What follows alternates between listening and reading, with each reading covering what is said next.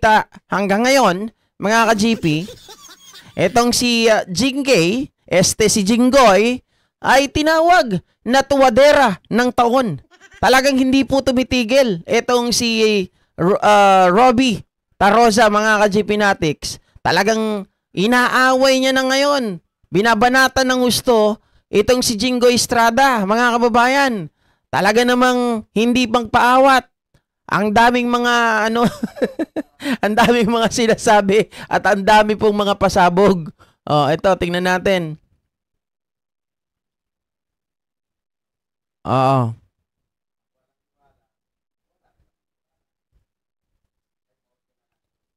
Ayan, sabi niya ganon, mga kababayan.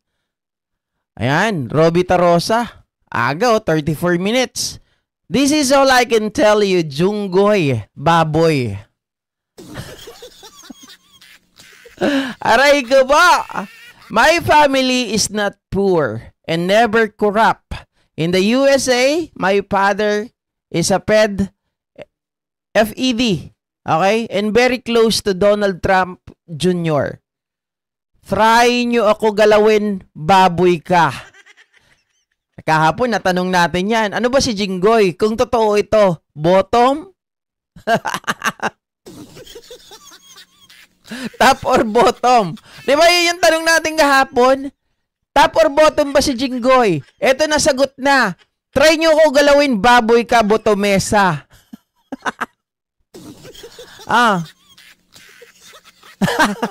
Mga kababayan, botomesa, di naglilinis bago magpatira. Yak! Oh, I still remember when I was in a call center, mga ka-GPnatics, yung mga kasama namin doon ng mga gay, no? Pag nagkukwentuhan sila, naalala ko tuloy, pag nagpapabottom daw itong mga to, ang ginagawa nila, yung bidet. Totoong kwento to ha, hindi lokohan ha. Sabi ng mga kasama ko, mga colleague ko na call center agent, pag nag-aanuhan sila sa pantry, naglolokohan, na nakabooking sila, ang ginagawa daw nila, nililinisan nila yung kanilang wet packs. 'Di ba? Gamit daw yung bidet, mga kababayan. Sorry sa mga nag-aalmusal diyan ha. Pasensya na kayo, medyo kwentuhang ano lang to. Kabastusyan. 'Di ba? 'Yon. Bago daw sila magpatira sa wet packs, mga kababayan, ay naglilinis daw muna sila. Nililinis talaga nila daw ng gusto yung kanilang wet packs. No, para ano daw, hindi ka diri.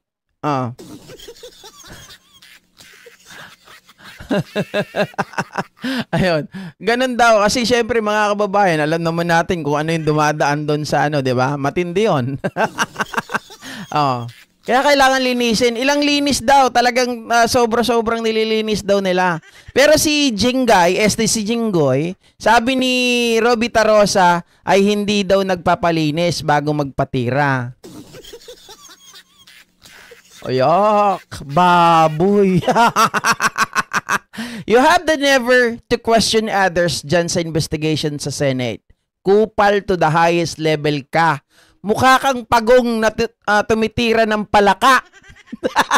Grabe naman ang banat niya kay Jinggoy, no? Matindi, mga kababayan. Wala talagang walang preno. Animal ka. Sa Bisaya, dirty pig. Kasalanan din ni Duterte, ba't ka nakawala? Oy! Ay! May iiyak na mga DDS dito, mga kababayan. Sabihin nila, hindi na kami naniniwala sa'yo, Robbie Tarosa. Idamay mo ba naman yung mga Duterte? Kala ko si Jinggoy lang ang babanatan mo. Inday Sara Duterte, Sebastian Baste Duterte, please explain to the Filipino people the injustice your father has done letting him loose. Hi, tuwadera ng taon.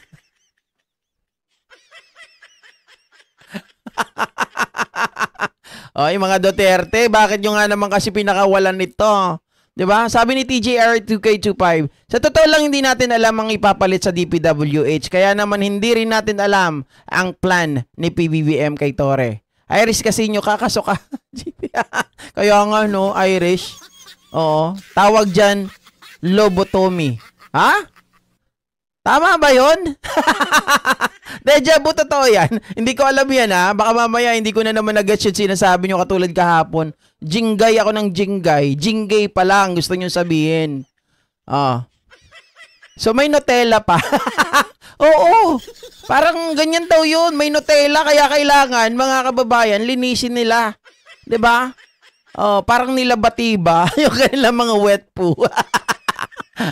Makukulit yung mga katrabaho ko noon, mga ang daming mga gay dyan sa call center. Yung iba nga nagkakasakit dahil sila mga kababayan pag wala na nga silang mga boylet kasi siyempre nauubos din ng pera ng mga yan.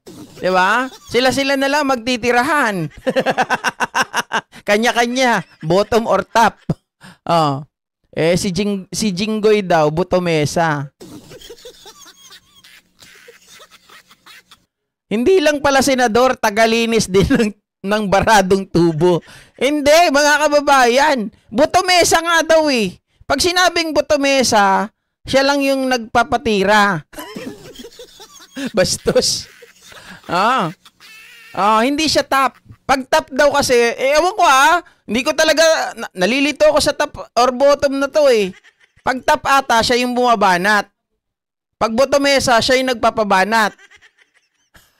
Sabi nga ni Robby Tarosa, si Jinggoy tuwadera of the day. Tuwadera ng taon. Nasa likod pala ni Jinggoy ang insertion.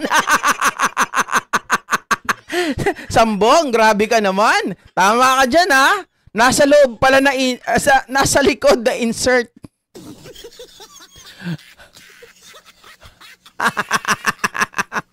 Sabi ni Attorney Claire, mag-trust lang sa process. Tama.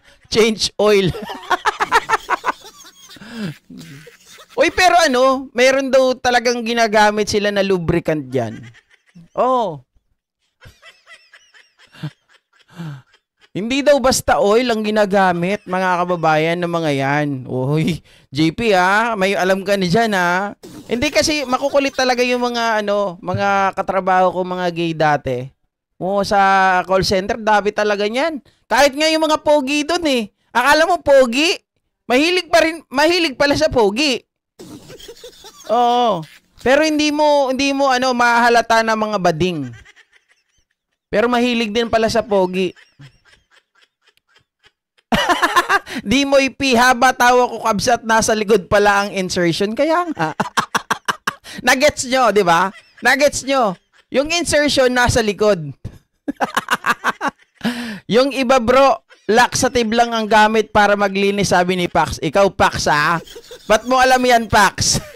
Eto si Pax, taga call center din to, mga kababayan. Kaya talagang normal yan sa call center. Malaman mo yung mga kwento ng mga kabadingan dyan. Kasi nga, yan sila walang mga pakialam. Pag nag-usap-usap yan sa pantry o kahit saan, talagang yung mga experience nila, gustong-gusto nilang pag-usapan. Halimbawa, sumahod sila ng katapusan or kinsenas. Nako, pagkatapos ng sahod na yan, mga kababayan, kung gusto mong makarinig ng mga kakaiba, sundan mo yung mga yan.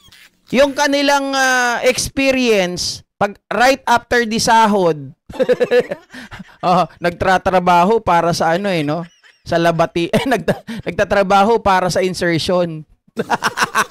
Yan ang literal. Nagtatrabaho para sa insertion. Itumbong mo kay Jinggay. Itumbong mo kay Jinggay. Kaya pala daw nagkakaubusan ng petroleum jelly Sila yung nakakaubos. Virus and double sir GPS, tama ka, organic ang olive oil. Naku naman, wag niyong gamitin yung olive oil sa ganyan Masarap yan sa pagluluto. Wag naman sa insertion, pangit yan. Pag gagamitin nyo yung sa insertion, mga kababayan.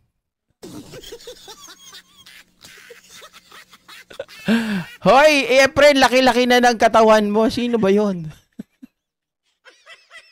Baka naman curious lang daw si Jinggoy, sabi ni Ma'am Elizabeth na Pisa. Hindi ko rin alam mga, yon? Na curious na sarapan? Ma'am Elizabeth na Pisa? Parang gusto mo sabihin, na-curious lang pero nasarapan. Naku po. Ito pa, mga kababayan. Ito pa ang matindi. Salamat din, Ma'am Myra Sandoval. Ma'am Brenda Dicano, shoutout po, shoutout long time no si po. Mahilig pala sa backdoor. Ma'am Brenda, na-miss kita. Ayun, mga kababayan, ano pa ang katibayan na pwede nating i-connect dito sa usapin na ito? Mga ka-GPnatics, tingnan nyo to may balita pala noon na kung saan po, mga kababayan, itong si Jinggoy ay madalas po napupunta sa ospital. Bakit kanyo? Bakit napupunta sa ospital si Jinggoy? Ito po, mga kababayan, napupunta sa hospital si Jinggoy kasi yung puwet niya dumudugo. Ayan. Ayan August 1, 2002, mga kababayan. Kita nyo? Puwet ni Jinggoy dumugo ulit. Ibalik sa Makati Med.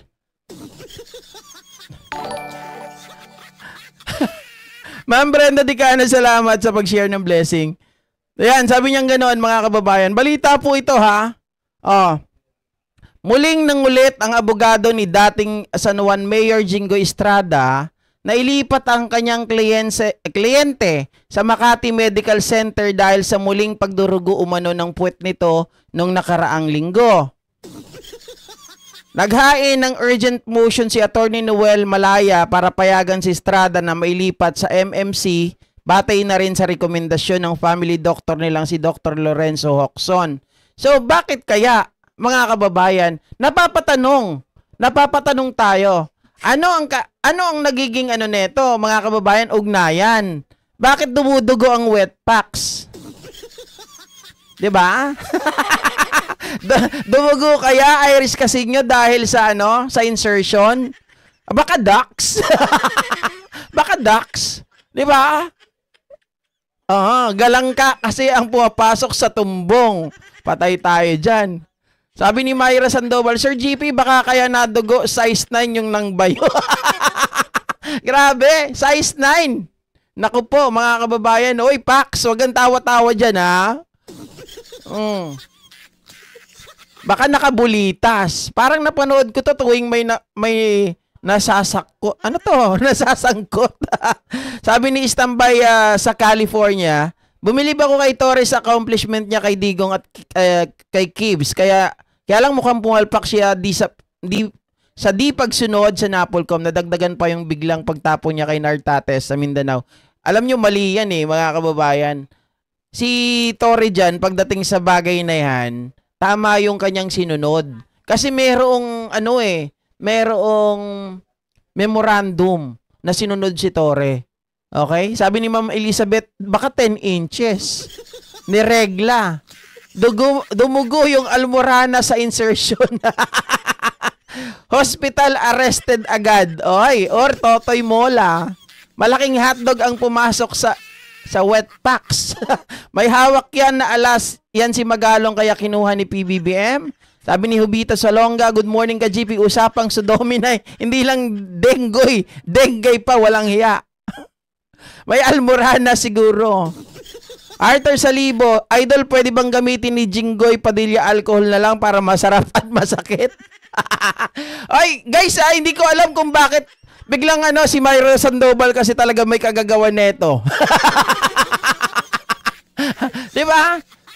Hindi inahanap ko habang tayo po ay nag-uusap, mga kababayan, inahanap ko ang dahilan kung bakit dumudugo ang wet packs. Wala pong nakasulat Hindi dinitalye. So, ang maruruming utak natin naglalaro ngayon. Ang dahilan. Dahil nga po na pag-uusapan ng insertion ng malaking batuta. Diba? So, iisipin mo, ito ay related dun sa pinag-uusapan natin. Ay, oo, naniniwala ako dyan, Sambong. Pag pumatol sa bakla din. Diba? Sabi ni Mama Lilibet Jose, Kapag may insertion, may laceration.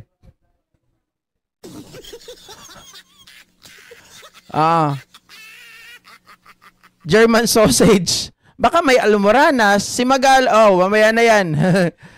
Pag pumatol sa bading, sabi, lalo akong bumilib kay Tore. Huli si Ma'am Nessie Mendoza. Kaya hindi kasi gumagamit ng used oil. Pangit naman pag used oil. Grabe, walang pambili. Hindi gagamit ng used oil yan, Agatas Ice Cream. Bakit naman siya gagamit ng used oil? 'Di ba? Kung totoo yung sinasabi, yung paratang na siya ang naglalapag ng 355M. Used oil. Naku po, mga kababayan, baka mamaya mangamoy isda. 'Di ba? Oy, GP Halaka, araw ng linggo, araw ng Panginoon sa pagdarasal para sa kaligtasan natin lahat. Mamaya, mga kababayan, ito naman tayo naman ay nagbabalita lang. Baka naman kasi anong kinalaman ng pagdurugo ng puwet ni Jinggoy.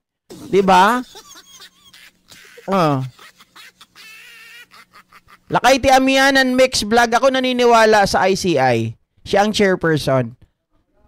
Sir GP, napunit yung layer wall ng wet packs at nasobrahan sa bayo.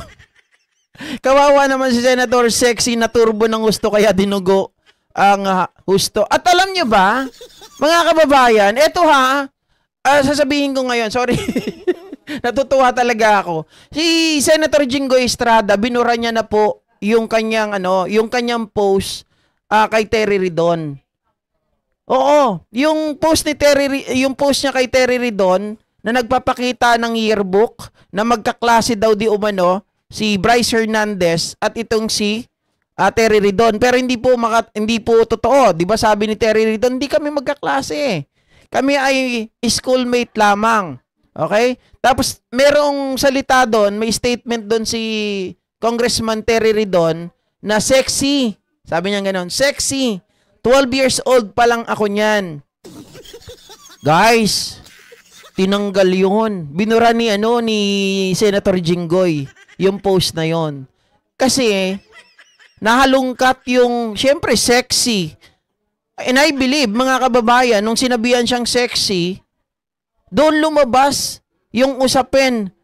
Doon parang nagalit itong si Robby Tarosa na sinasabi niya, double life. May double life itong si Jinggoy. At sasabihin nila yan kapag hindi nag-resign. Pero alam naman nilang hindi magre-resign eh. Kaya ngayon, mga kababayan, kaliwat kanan ang balita sa pagiging doble cara ni Jinggoy. Jinggoy sa umaga, Jinggay sa gabi. Rainy Pascua, shoutout. Sir Odi Lennon, blessed Sunday. Jesse Baruga, Mayumi, late po ako. Pwede bang sagutin ninyo ako kung bakit dumugo ang puwet ni Jinggoy? Ayan nga po, Ma'am Mayumi. Hindi rin po nakasulat sa article kung bakit dumugo ang puwet ni Jinggoy. Pero dahil walang nakasulat, mga kababayan, ito ay year 2002 pa, 'di ba? Kung saan po, mga kababayan, yan din yung taon na sinasabi ni Robby Tarosa na si Jinggoy daw ay nakikipagkantunan.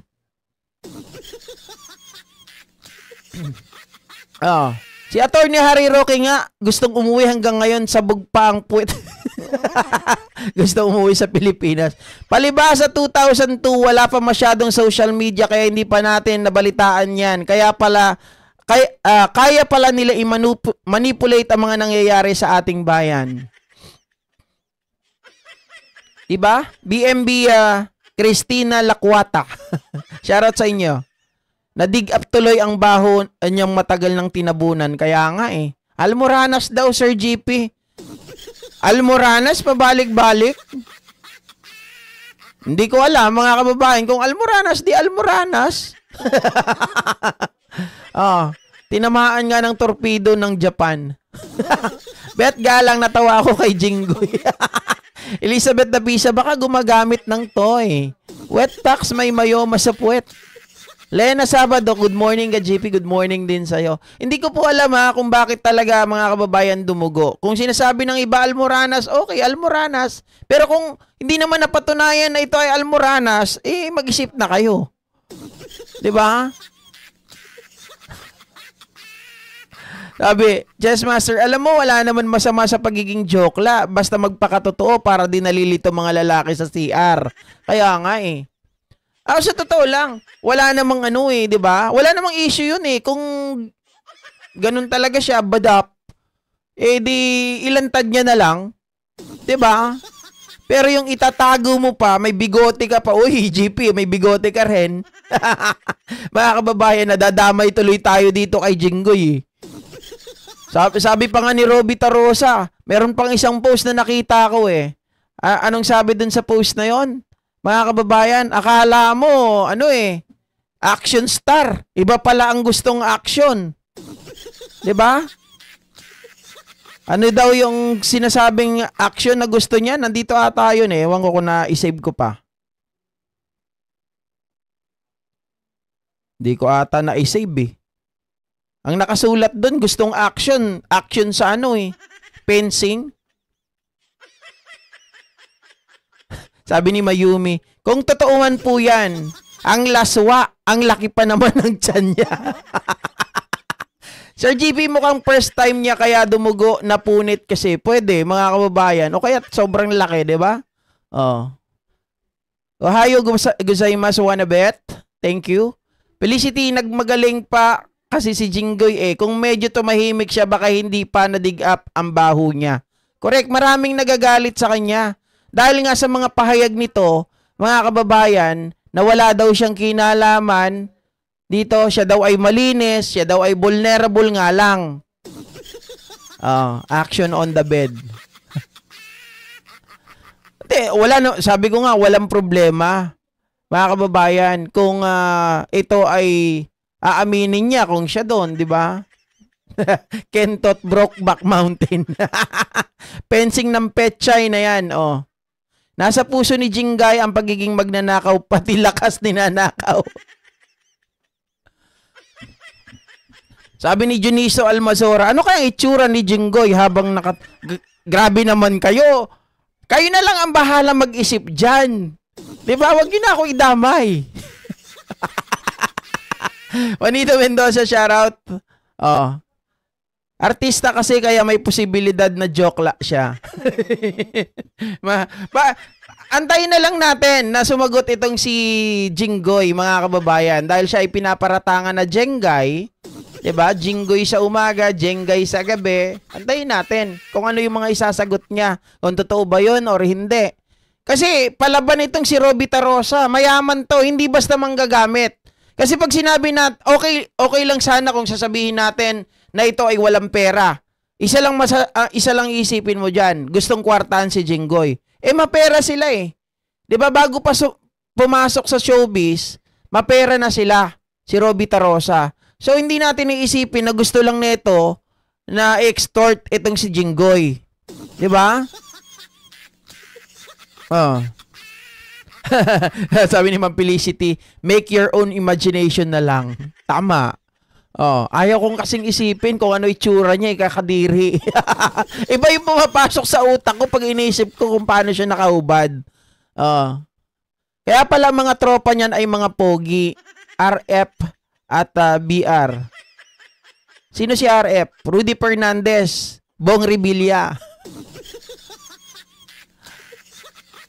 Jess, may bagong pasabog si Tarosa, Boss GP. Yun nga yun, pinakita ko kanina. Diba? Meron pa bang iba na kanyang pasabog? Yun lang yung nakita ko Meron akong isa kaso hindi ko na ata na-save dito. Tingnan natin mamaya yung mga pasabog dyan. Anyway, mga kababayan, lipat naman tayo sa susunod na topic natin at pag-usapan naman natin. Etong si BP Sara